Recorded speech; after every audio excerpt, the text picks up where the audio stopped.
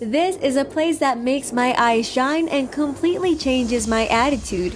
This place is without a doubt one of my favorites from all of Europe, and I would return a million times more. Get ready for an incredible experience in this episode of Places to Go. Benvenuto a Roma. Hey guys, this is Places to Go. My name is Maria Clara and today we are in Rome.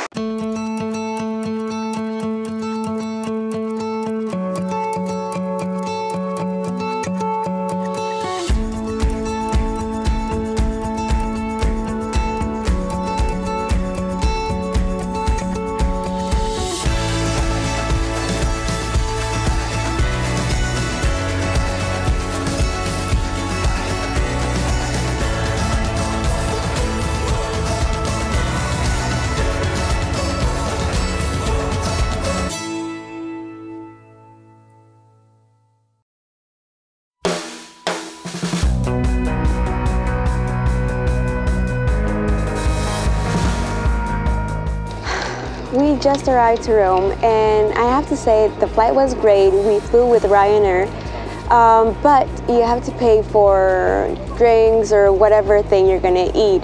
Anyways, it was a good cheap airline to fly around Europe. Ryanair is an Irish low-cost airline founded in 1984. You can grab amazing flights under $40, so it's a great option when traveling in Europe. We arrived in Rome at 10:30 in the morning. A little tired because traveling does involve a lot of walking around, but what we didn't know was the amazing time we were about to have.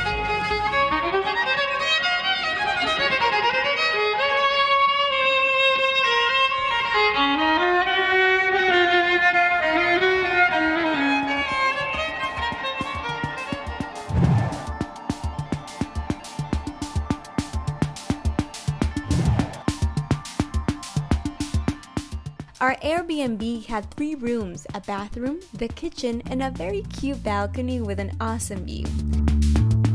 This place is very old-fashioned, so if you think you will be able to find an elevator to get your stuff up, let me tell you, not gonna happen, but it's still beautiful.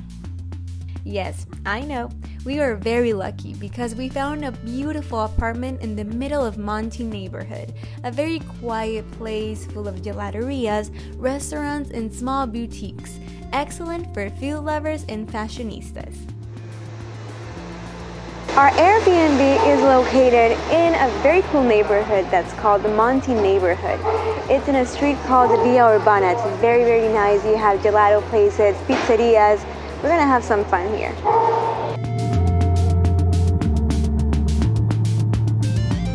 What I like most about our location is that we were close to almost all the tourist attractions. Beautiful buildings, stunning architecture, flowers, art, people. This is the perfect place to walk calmly and truly enjoy the Italian atmosphere.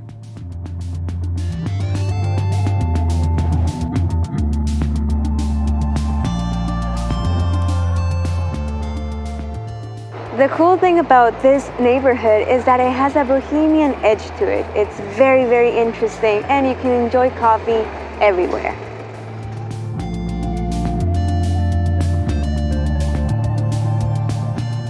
Monti is a place for the cool and young, the old and vintage, for those who want a serving of cobblestone antiques and artisans, with a side order of beauty, great food, and the best bars in Rome. Della Madonna dei Monti, the heart of Monti for its beauty, is a great place to grab a drink and enjoy the afternoon or even the magical nights. A good way to start this tour is in Piazza della Madonna Fountain. It's a very cool place, and of course, it's the heart of this neighborhood.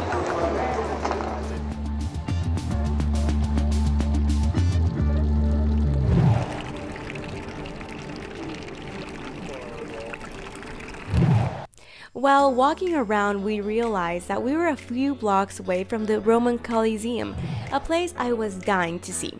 So we decided to go and check it out. As you can see, we are at the Roman Colosseum. It's about a 14-minute walk from our Airbnb, so it's pretty close. we realized that there was a lot of security guards and logistics people taking care of it. At first, we thought it was normal, but what we didn't know was that on that day, Pope Francis would go and do a Via Crucis, or the Way of the Cross, with the whole community. We were in Holy Week and this place was packed. So, as an experience to remember, we figured out it would be a cool idea to stay and wait until it all started.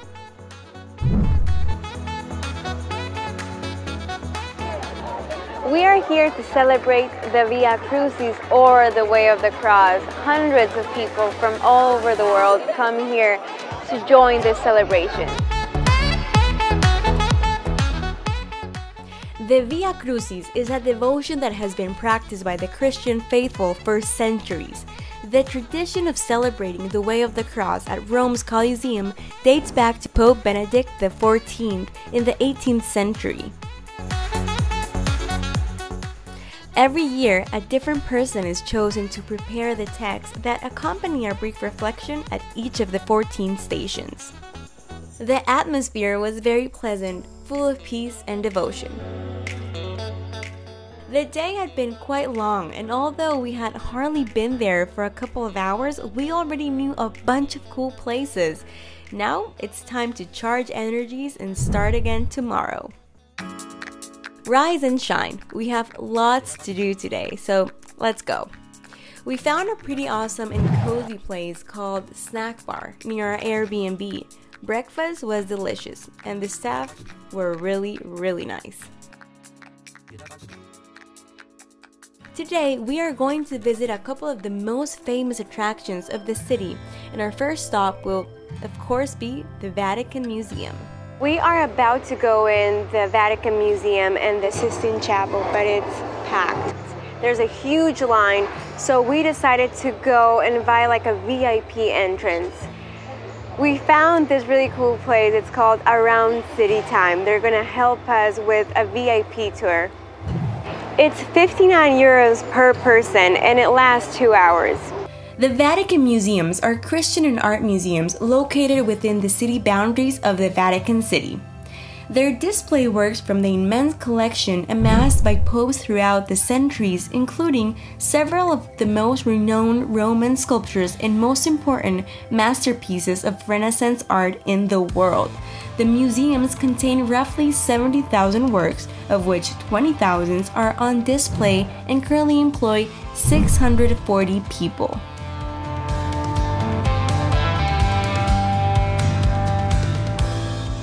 The collection of modern religious art was added in 1973 and houses paintings and sculptures from artists like Salvador Dalí and Pablo Picasso.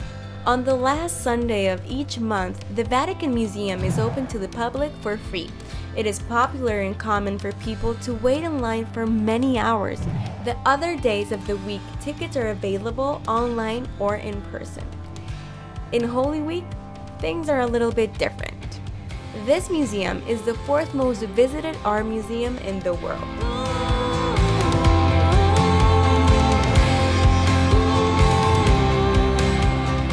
We're about to go in the Sistine Chapel, but it's packed. The Sistine Chapel was originally known as the Cappella Magna. It was painted by Michelangelo between 1508 and 1512. The Sistine Chapel is home to some of the most famous art in the world, and its beauty is viewed by millions of tourists every year.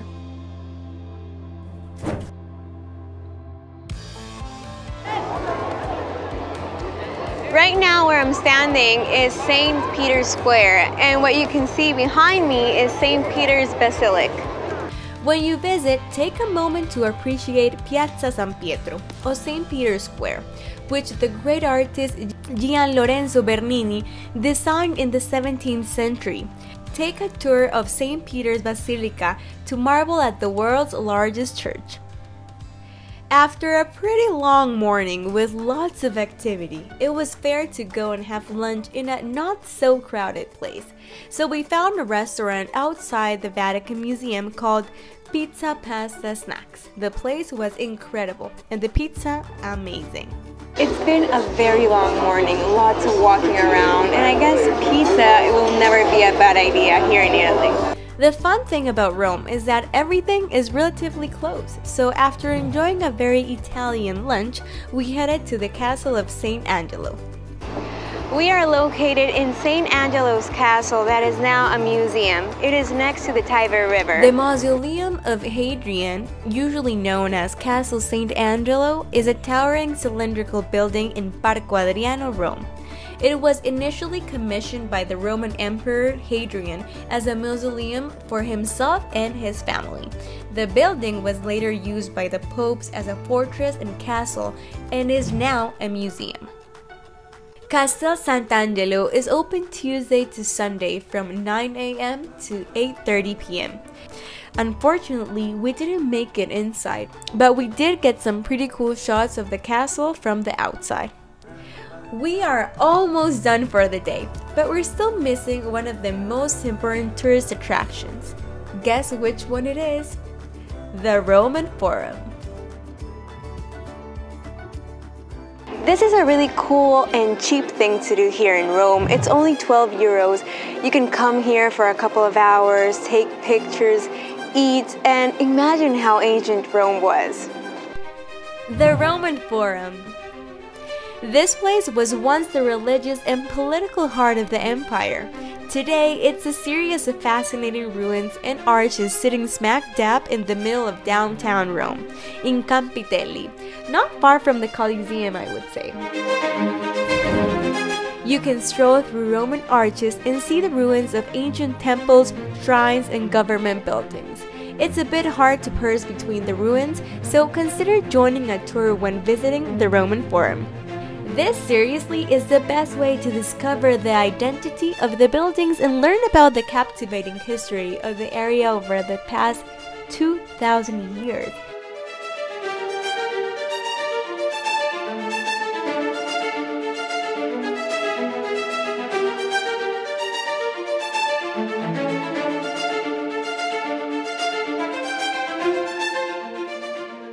It's fascinating to visit the Roman Forum and understanding how the heart of ancient Rome and what was once a center of power in the ancient world is now a series of stone ruins. Even the mightiest of empires crumble. Rome has been such a dream, a city full of history and charm, but we're still missing a lot of attractions. Tomorrow, we will go and visit my favorite place. Last day in Rome and we still have lots to do. Knowing that it was Sunday and that most places were closed, we thought we wouldn't find any place to have breakfast until we found a small cafe that is over 100 years old. Today is our last day in Rome, Italy, and we wanted to have a little American breakfast, something nice to remember this beautiful city. And we realized that everything was closed because it's Sunday. We got to see this beautiful cafe. It's called Art Cafe Caviar, and we're gonna have this amazing breakfast.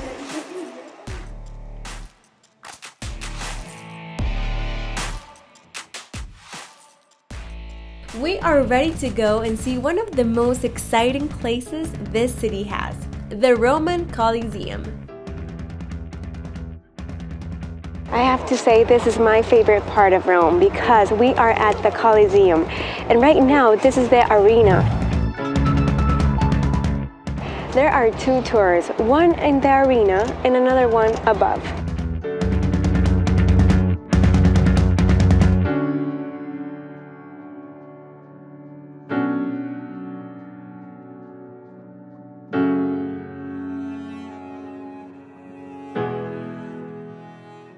So we actually got very lucky because we found a really cool guide that's telling us all about the Colosseum and how it used to be. This is the first stage of the Colosseum. This tour has two parts, this one and the one above. What we get to see right now are the old pieces of the Colosseum and the old tradition that they used to have.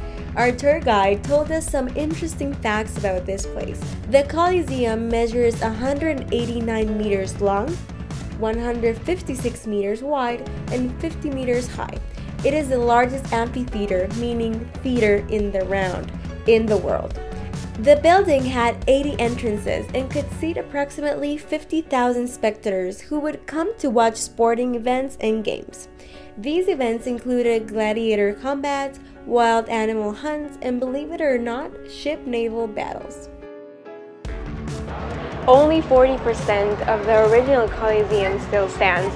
The one that's behind me is a replica of what it would have been. Although 2/3 of the Colosseum has been destroyed over time, mostly the result of vandalism, earthquakes, and fires, it is today a popular tourist site, attracting thousands of people every year. Because the Colosseum is so big and it has a lot of history, this place offers a museum and a library so you can check out more about the history.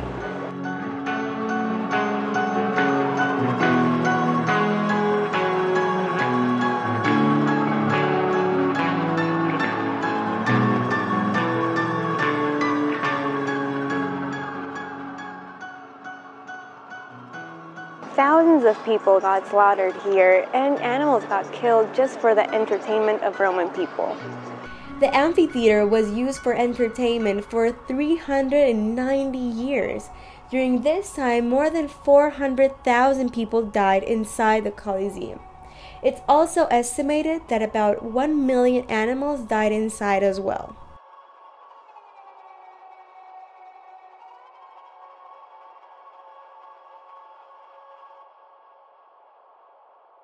After imagining being in the movie The Gladiator and knowing such interesting facts, we deserved a gelato. Here in Rome, there is a gelateria in every single corner. Gelato is the Italian word for ice cream, and you would think that it's the same thing, but there are actually a few differences between the two. One of the differences is that ice cream has to have a minimum of 10% fat. Gelato contains 5 to 7%, and oh boy, it does taste good.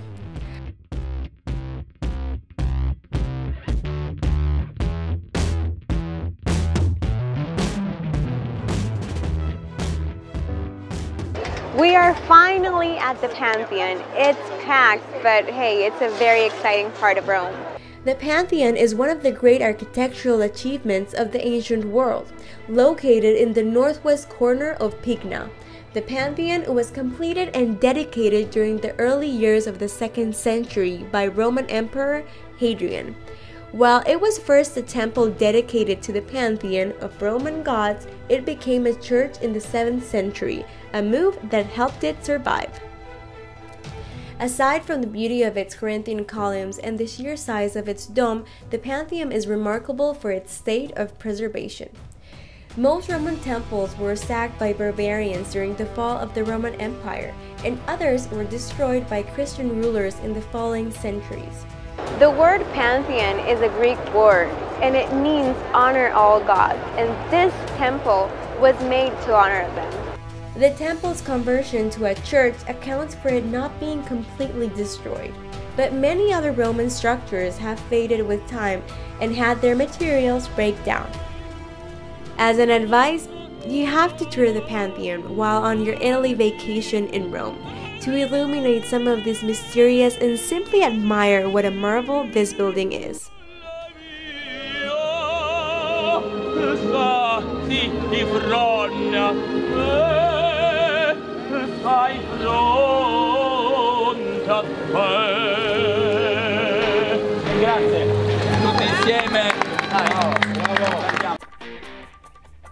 Our days in Rome are about to end, but Trevi Fountain was a must-do on this trip. So we followed the recommendations of several locals and tourists and we left it for the last day. But first thing in the morning, because in this time of the year it's pretty crowded.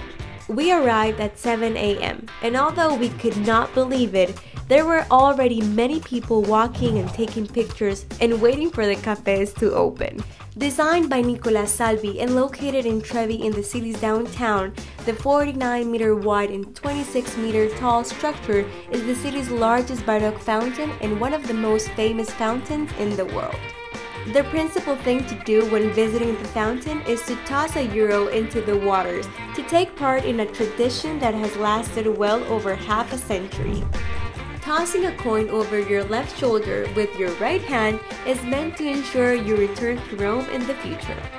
Every single night, the city collects the coins from the fountain and uses them to fund an inner-city supermarket that feeds the city's poorest citizens.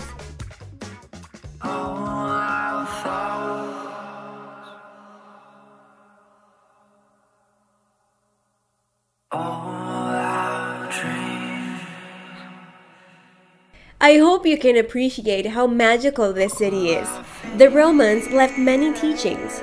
Love all people as if they were Romans. That's one of the lessons that is still put to practice today. No matter where you are from, you will always be welcomed in Rome.